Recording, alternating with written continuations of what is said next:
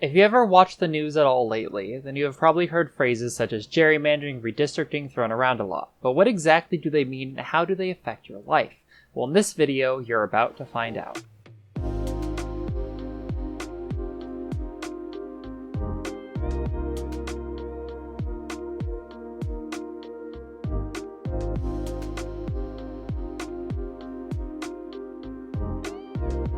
To get right into things, every 10 years the American people are counted for the census to ensure that there is an at least somewhat accurate calculation of people in each area of the country.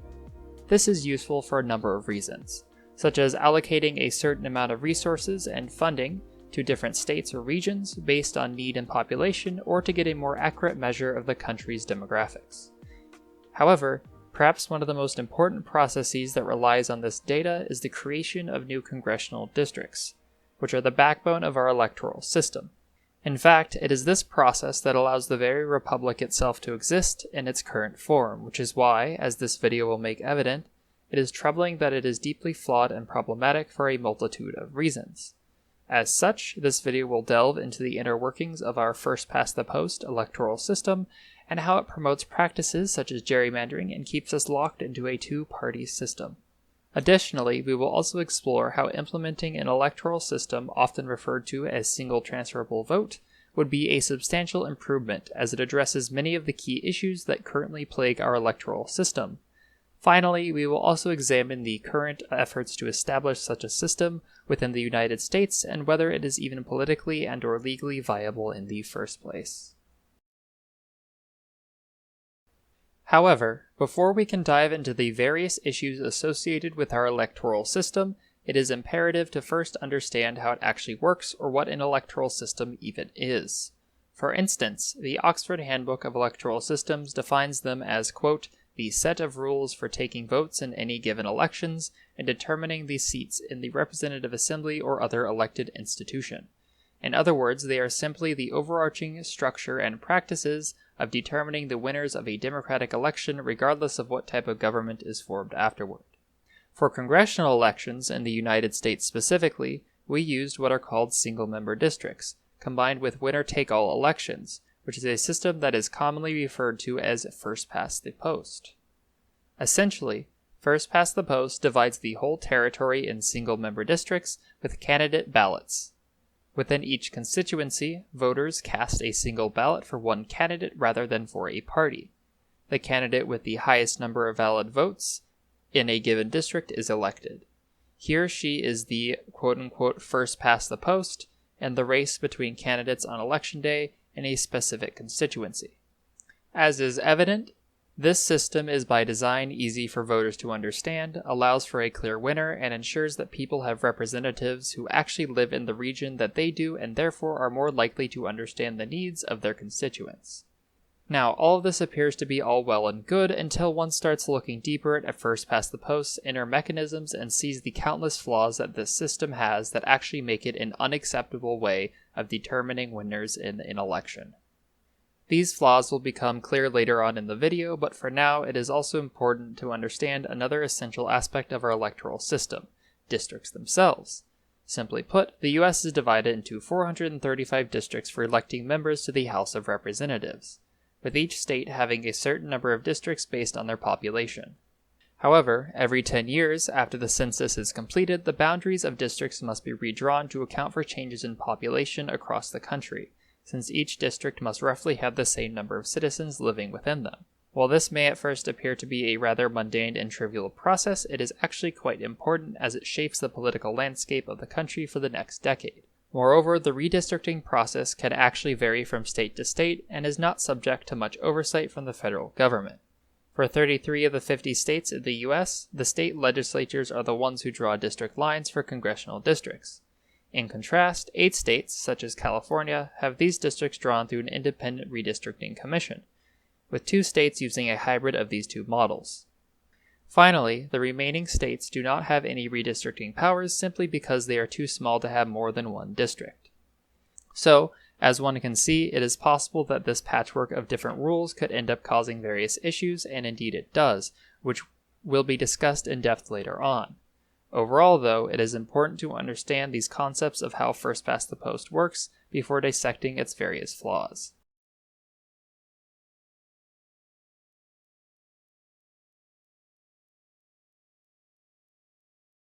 Moreover, one such issue caused by our electoral system is, you guessed it, gerrymandering, which is enabled and encouraged by our use of first-past-the-post. In short, gerrymandering is the practice of drawing the boundaries of electoral districts in a way that gives one political party an unfair advantage over its rivals, political gerrymandering, or that dilutes the voting power of members of ethnic or linguistic minority groups, racial gerrymandering. By allowing state legislatures to draw their own districts, politicians are able to significantly influence the outcome of elections, which is the antithesis of a functioning republic.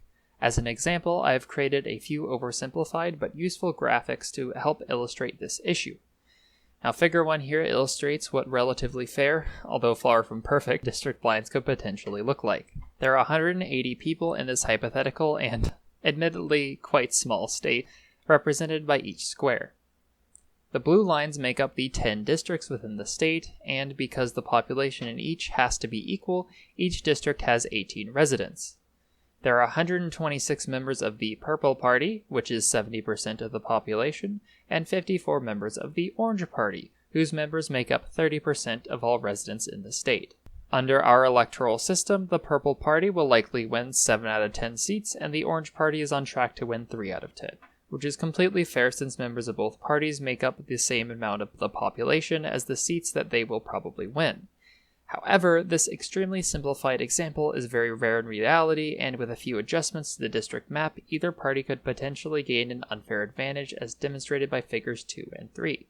Now in this scenario, the Purple Party has been able to successfully gerrymander the districts to give themselves an unfair advantage for the next decade. Even though they only make up 70% of the population, they are able to win 9 out of 10 seats, leaving the Orange Party underrepresented, with 30% of the population only having 10% of the seats. This example illustrates how a dominant party can become even more dominant in the legislature through something as seemingly mundane and simple as redrawing district lines. In contrast, Figure 3 demonstrates how the party with fewer members, the Orange Party, could somewhat sway elections in their favor if they happen to gain the majority in the legislature, even on the thinnest of margins. Instead of winning 7 out of the 10 seats that the Purple Party should, under this map, they would only win 60% of the seats. On the other hand, the Orange Party, while still not winning the majority, would get more than they should, 4 instead of 3. In essence, these two examples highlight how our current electoral system is problematic, to say the least. Politicians should be elected by their constituents instead of being able to handpick them themselves, but this is sadly not always the case. As an additional side note, if you would like to read more about some real-life examples of gerrymandering, I have also linked an article from 538 in the description down below. That being said, these examples do not take into account the 8 states that have independent commissions that draw the district lines themselves instead of the state legislatures. Unfortunately, though, these commissions are still susceptible to drawing somewhat biased maps and are far from the best solution to gerrymandering. For example, an article from the Political Analysis Organization 538 found that, quote, commissions have produced fairer maps than state legislatures, but not necessarily more competitive ones. They also failed to come to an agreement on more than one occasion. While these commissions appear to at least remedy some instances of gerrymandering, they also create districts that are too easily won by one side or the other, which is a problem in and of itself. What's more is that in some states such as Connecticut, Ohio, and Virginia, politicians are actually members of the commissions themselves, which essentially defeats the entire purpose of their existence in the first place. Moreover, the vast majority of states, as previously mentioned, do not have these commissions in place, meaning that politicians have no incentive to willingly give up their own power to draw districts. In fact, researchers at MIT and Cornell concluded that, quote, the most common mechanism in the United States, winner-take-all single-member districts, both enables substantial partisan gerrymandering and constrains fair redistricting, preventing proportional representation in legislatures. Simply put, so long as we continue to use a combination of a single-member district and winner-take-all system, the nation will likely never fully be free from gerrymandering. This is because ultimately the system does not simply just enable its use but actively promotes it, which is at least partially due to the sheer volume of districts that must be redrawn every decade.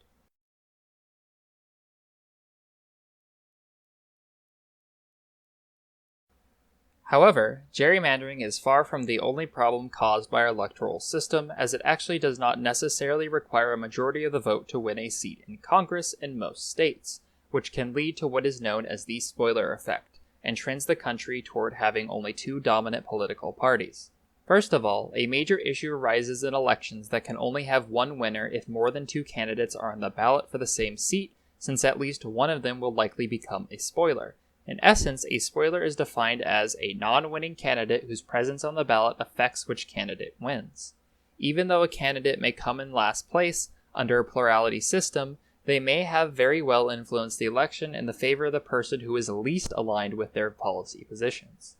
This is because in the majority of states, an individual only needs to get the most votes to win a seat in Congress, not the majority of votes.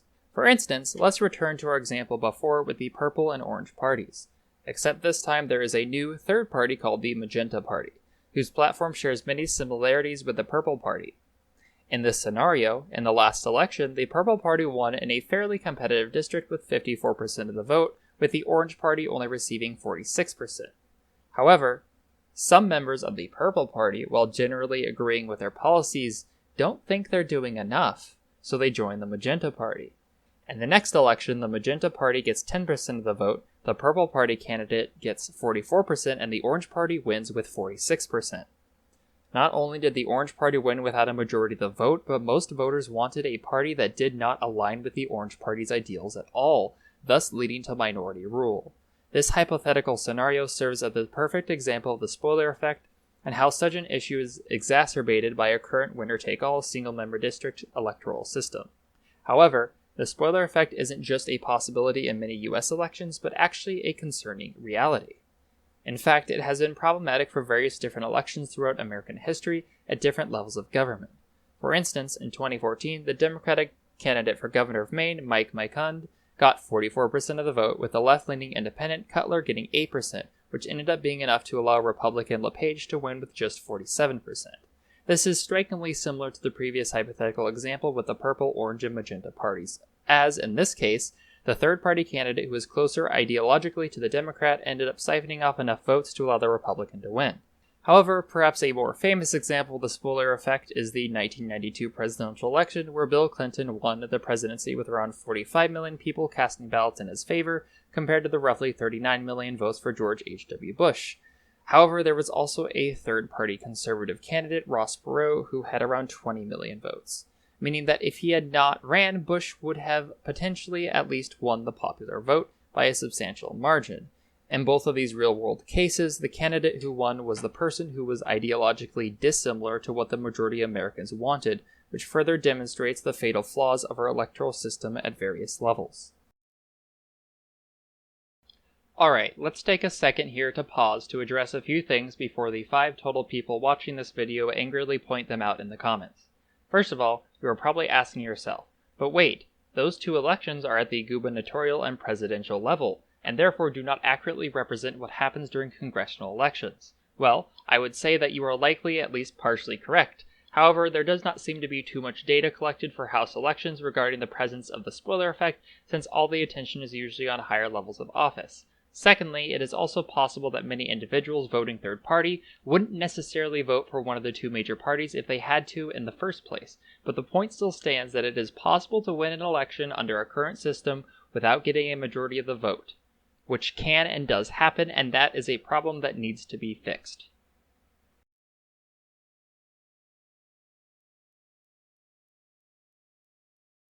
Another important thing to note is that gerrymandering and the spoiler effect are far from the only issues surrounding winner-take-all and single-member district systems, since the combination of these 2 electoral mechanisms also usually results in just 2 parties dominating the political landscape.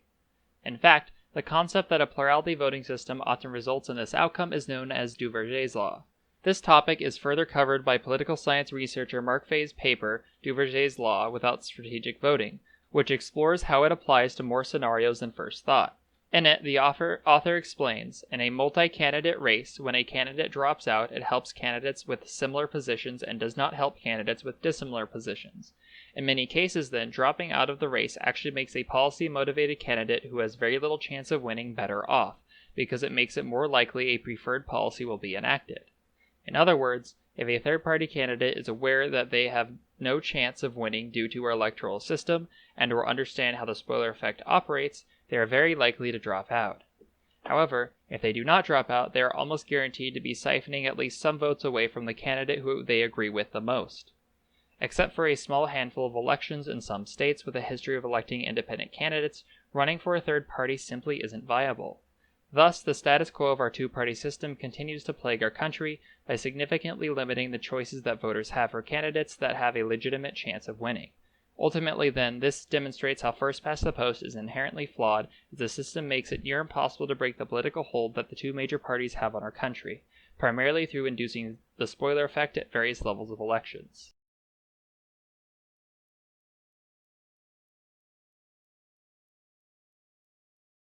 With all that said, first-past-the-post is far from the only option that the United States has for picking its members of Congress and other elected officials.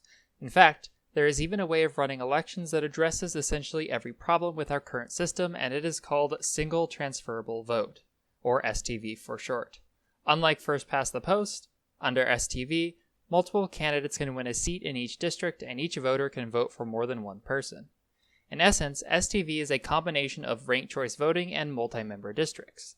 As an example, let's suppose that a district has 3 seats available for a particular election. First, under STV, we must calculate what percentage of the vote is necessary to pass the quote-unquote threshold, which Fair Vote defines as, quote, the smallest number of votes that mathematically guarantees that the candidate will be one of the winners. Now, this can be calculated a number of ways, but one way to achieve this is through the equation of 1 over n plus 1 plus an additional 1 more vote, where n is the number of seats in the multi-member district. In an example where there are 3 seats possible, it would be 1 over 3 plus 1 plus an additional vote, which would be 25% plus 1 vote. This means that a candidate in the district would have to win 25% plus an additional vote to win a seat. Now, to calculate the 3 winners, we can use this handy algorithm represented by this chart. To start, the candidates who voters marked as their first choice are counted first. Then, if one of them reaches the threshold needed for winning a seat, they get one of the available seats. Next, if there are still seats left to be filled, then the excess votes the winning candidate received go to those voters' second choices. Then, the algorithm starts over again, and this time, if no candidate has met the threshold, last place is eliminated, and their votes are distributed to the other candidates based on voter preferences. This process then continues until every seat is filled. Since this can be a little confusing, let's also break this down into a hypothetical scenario. Say that we have 5 candidates running, candidates A through E. In round 1, A gets 36% of the vote, B gets 12%, C gets 21%, D gets 18%, and E gets 13%. Since A passed the threshold we defined earlier, 25%, they have won a seat, in addition to their extra votes going to their voters' second choice. After the excess votes from candidate A have been redistributed, A now has 25%, B has 17%, C has 26%, D has 19%, and E has 13%. Candidate C has now surpassed the threshold of 25% and has therefore won a seat. Their excess votes are then redistributed based on their voters' second choices, and the results at the end of round 1 is A with 25%, B with 18%, C with 25%, D with 19%, and E with 13%. With this, round 1 has been completed, and now it is time for round 2, where the lowest, E, will be eliminated, and their ranked votes redistributed. If some of E's first choice voters voted for either A or C as their second choice, their third choices will be counted, and so on and so forth, which also applies for if a voter's second choice has been eliminated in a previous round. Moreover, after the elimination of E, the new vote totals read as follows: A with 25%, B with 23%, C with 25%, and D with 27%. Candidate D has now reached the threshold and will therefore be elected, and because there are only 3 seats, the election is over, with candidates A, C, and D winning. As a side note, if you would like a more in-depth video into how this process works, you can click on the info card in the top right to see CGP Gray's far more eloquent explanation. Now, all of this on the back end can be rather complex and confusing, but an important fact to point out is that all the voter has to care about is ranking a certain number of candidates on their ballot. Furthermore, the reason why there are so many mathematical complexities to this system is that it is designed to help prevent a lot of the problems caused by first-past-the-post.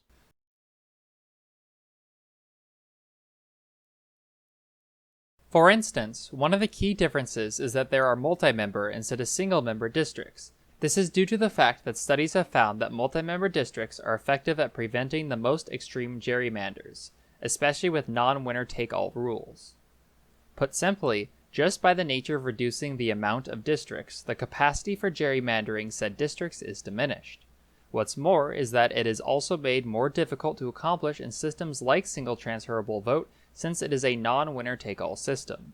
This also remedies the spoiler effect, since candidates don't have to worry about siphoning votes away from others, since voters can simply rank multiple candidates to have their votes transferred to if their first choice does not win. In fact, for this reason, there are actually a few countries that employ single transferable vote as their electoral system, such as some types of elections in New Zealand and Northern Ireland. And it works. Additionally, it was chosen in Northern Ireland to allow a wide range of voices to be heard in their assembly, not just representatives from the biggest parties. According to the BBC, they also found that, quote, it also means that minorities in certain constituencies still have a chance at being represented in the assembly. So, all of this sounds great, but these countries are quite different from the United States, so how would the US even begin to consider such a system? In fact, researchers have already answered this question. One study found that with 3-member districts using single transferable vote, fairness-minded independent commissions would be able to achieve proportional outcomes in every state up to rounding, and advantage-seeking partisans would have their power to gerrymander significantly curtailed. Simultaneously, such districts would preserve geographic cohesion, an arguably important aspect of representative democracies. So not only does STV solve a lot of the problems associated with first past the post, but it also keeps some of the upsides of our current system, such as being able to have representatives that are at least somewhat local. Combining this with the fact that it would likely make gerrymandering and the spoiler effect either very difficult or near impossible to accomplish, it is safe to say that single transferable vote is a far superior system to the way that the United States currently runs its elections. For this reason, it is imperative that actions are taken to at least explore the idea of implementing such a system within our country.